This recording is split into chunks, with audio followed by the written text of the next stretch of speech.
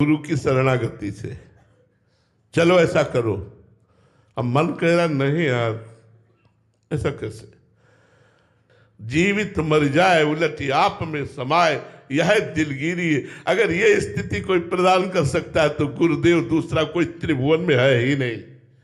त्रिभुवन में कोई ऐसा नहीं जो गुरुदेव स्थिति प्रदान करते, वो त्रिभुवन में कोई ऐसा नहीं है।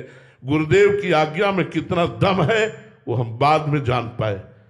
बस हमको एक भय था कि आज्ञा नहीं टालनी, मर चाहे जाऊं आज्ञा नहीं टालनी। मुझे कुछ पता नहीं कि ये क्या कह रहे हैं, पर जो कह रहे हैं मुझे वही करना है, कुछ भी हो। मैं गुरुदेव की आज्ञा नहीं टाल सकता। बस इतनी बात गुरु कृपा से हमारे दिमाग में बैठ गई थी, बाद में निहाल कर दिया।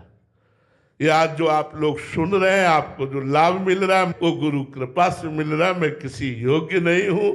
मूकम करोति वाचालम पंगुम लंघयते गिरिम यत् कृपा तमहम वंदे परमानंद माधवम। वो गूंगे से वेद पढ़वा दे, लूले लंगड़े से पहाड़ फंदवा दे, ऐसे ही मुझ अधम से जगत का कल्याण रूपी कार्य ये मेरे से हो सकता है, ये गुरु कृपा से हो सकता है। तो गुरु कृपा ही जीव के अहम को पलट करके दासत्व में बदलती है, दैन्यता में बदलती है। अब मैं गुरु का एक खिलौना हूं और गुरु मेरे खिलाने वाले हैं। मैं गुरु का एक यंत्र हूं और गुरु मेरे यंत्री हो। जैसा चाहे वैसा नचाए, मैं वैसा नाचूंगा। राधा वल्लभ लाल, मैं तेरे ही नचाए नाचूं। जैसा नचवाओगे वैसा नाचेंगे, जैसा कहोगे वैसा करेंगे। कोई अहंकार नहीं, जैसा कह दिया वैसा। इसी से भगवत साक्षात्कार होता है।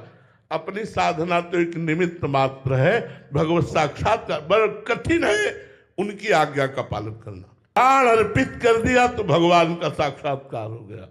कहीं गुरुदेव की आज्ञा पर दुर्गति हो सकती है, कहीं गुरुदेव की आज्ञा पर आप कुमार्गगामी हो सकते हैं, कहीं गुरुदेव की आज्ञा पर आपका अहित हो सकता है, लग सकता है।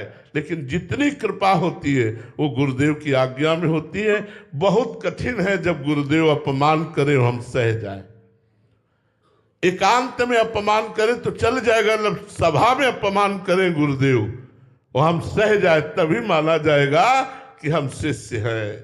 सभा में अपमानित कर रहे हो, हाथ जोड़े, बिल्कुल मेरे मालिक जैसा आपका, मैं आपका गुलाम हूं, मैं आपका दास हूं, इतना भाव, मैं आपका हूं।